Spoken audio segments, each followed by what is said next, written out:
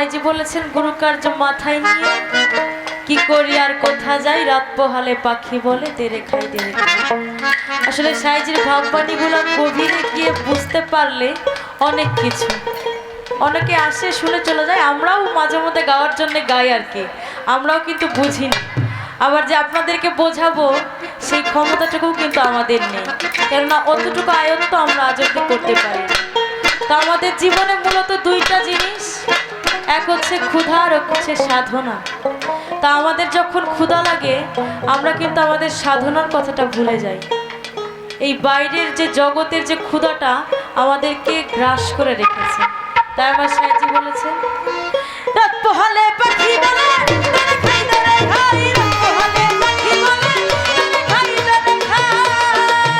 আমি গুরু কার্য মাথায় নিয়ে,